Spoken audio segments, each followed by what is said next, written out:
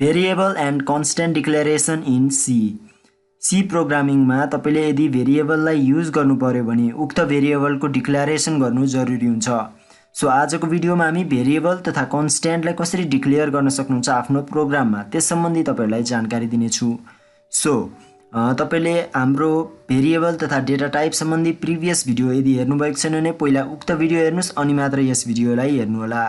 Okay, so variable declaration कसरी गरिन्छ त सीमा त्यस सम्बन्धी जानौं। फर्स्टमा तपाईले भेरिएबल डिक्लेरेसन गर्नाले तपाईको कम्पाइलरलाई मेनली दुईटा कुरा थाहा हुने हुन्छ। एउटा तपाईको भेरिएबलको नाम थाहा हुने हुन्छ, okay, name of variable, okay, कम्पाइलरलाई तपाईको भेरिएबलको नाम थाहा हुने हुन्छ र तपाईले भेरिएबल डिक्लेयर गर्नुभएपछि तपाईको उक्त डिक्लेयर गरिएको भेरिएबलको डेटा टाइप, ओके, यी दुईटा कुरा चाहिँ कम्पाइलरलाई थाहा हुने हुन्छ। सो तपाईले भेरिएबलको डिक्लेरेसन गर्नुपर्ने हुन्छ। ओके, सो अब यसको सिन्ट्याक्स हेरौं, कसरी डिक्लेयर गर्ने त्यस सम्बन्धी सिन्ट्याक्स हेरौं।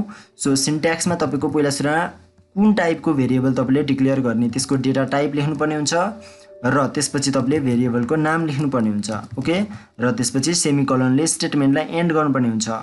सो यसबाट तपाईले भेरिएबलको नाम, ओके, र डेटा टाइप, ओके, यी दुईटा कुराहरू लेखेर तपाईले भेरिएबल डिक्लेयर गर्न सक्नुहुन्छ। सो कस्तो टाइपको डेटाहरू रहेका छन् मैले तपाईलाई डेटा टाइपको भिडियोमा जानकारी दिएको छु र भेरिएबलको नाम के कस्ता नामहरू अलाउड छन् त सी ल्याङ्ग्वेजमा त्यस सम्बन्धी मैले तपाईलाई भेरिएबलको भिडियोमा जानकारी दिएको छु।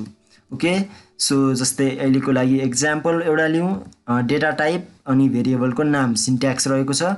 ओके, सो डेटा टाइपमा एउटा इन्टिजर टाइपको डेटा लिउँ हामी र भेरिएबल नेममा हामी जस्तै अहिले नम्बर भन्ने एउटा भेरिएबल बनाऊ। ओके, यस्तो हुन सक्छ वा तपाईको फ्लोट टाइपको पनि हुन सक्छ डेटा र नेम जस्तै तपाईको हाइट भन्नु हुन सक्छ। त्यसैगरी तपाईको क्यारेक्टर टाइपको पनि हुन सक्छ, जस्तै क्यारेक्टरमा जेन्डर भनेर तपाईको यस्ता भेरिएबलहरू तपाईले यसरी डिक्लेयर गर्न सक्नुहुन्छ। यहाँ तीनवटा फरक टाइपको हामीले भेरिएबल डिक्लेयर गर्यौं। ओके, सो यसरी तपाईले प्रोग्रामिङ गर्दा फेरि भेरिएबल डिक्लेयर गरेर आफ्नो प्रोग्राममा उक्त भेरिएबललाई युज गराएर विभिन्न म्यानिपुलेसनहरू गर्न सक्नुहुन्छ। सो अब हामी प्रोग्राममा एउटा भेरिएबल डिक्लेयर गरेर त्यस सम्बन्धी एउटा सानो प्रोग्राम बनाऊ है त। सो stdio.h इन्क्लुड गरायौं हामीले र म यहाँ मेन फंक्सन बनाउँछु। ओके, मेन फंक्सन भित्र डिक्लेयर गर्नुपर्ने हुन्छ तपाईले।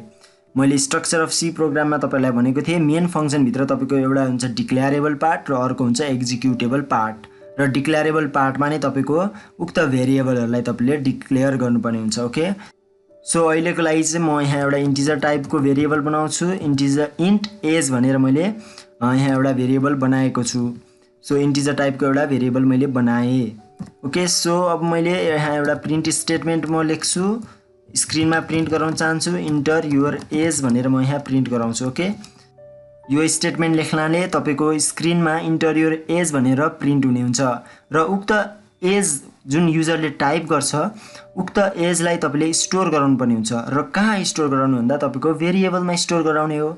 सो त्यसको लागि चाहिँ तपाईले स्क्यान एफ युज गर्नुपर्ने हुन्छ युजरले टाइप गरेको इनपुटलाई लिनको लागि वा स्टोर गराउनको लागि। Okay, so scan F use गरौँ हामी र यसमा पनि तपाईले प्रिन्ट एफ को जस्तै सिन्ट्याक्स देख्न सक्नुहुन्छ।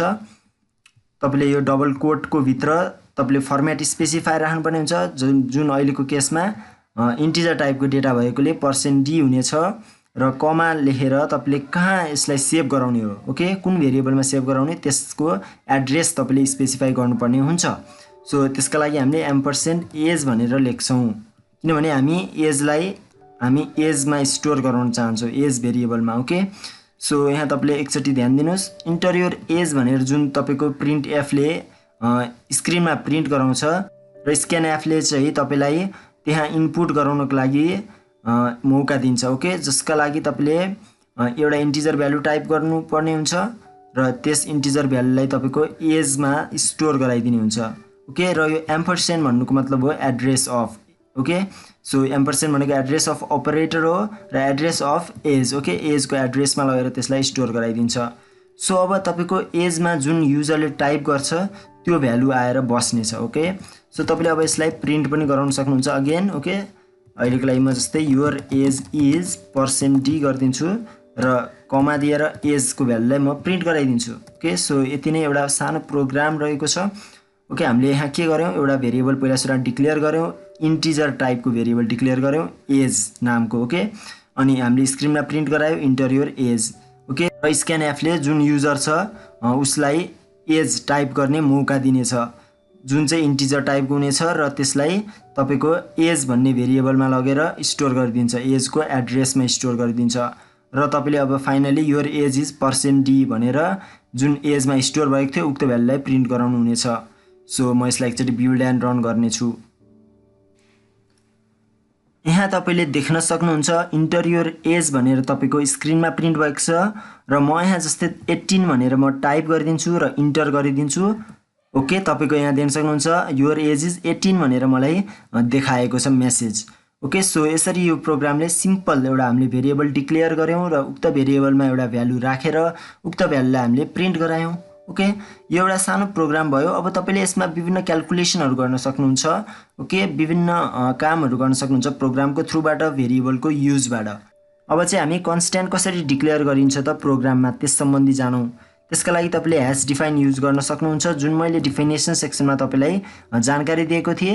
ह्याश डिफाइन अनि तपाईले कन्स्ट्यान्टको नाम, ओके, जस्तै पाई अनि 3.14 त्यसको भ्यालु तपाईले यसरी लेखेर पनि डिक्लेयर गर्न सक्नुहुन्छ।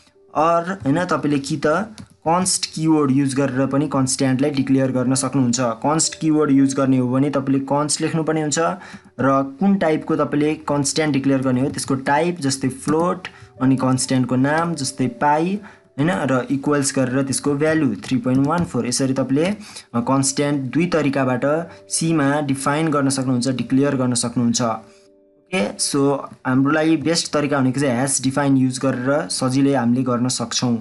ओके, सो यस सम्बन्धी पनि तपाईले प्रोग्रामहरु बनाउन सक्नुहुन्छ र यो चाहिँ तपाईको भेरिएबल डिक्लेरेसन कसरी हुन्छ हैन त्यो सम्बन्धी बेसिक एउटा लेक्चर रह्यो। सो नेक्स्ट भिडियोदेखि चाहिँ हामी विभिन्न प्रोग्रामहरु गर्ने छौं सी ल्याङ्ग्वेजमा। सो हाम्रो यस च्यानलमा अप टु डेट रहनु होला, जसका लागि लाइक, शेयर, सब्स्क्राइब ओके गर्नु होला। So thank you guys.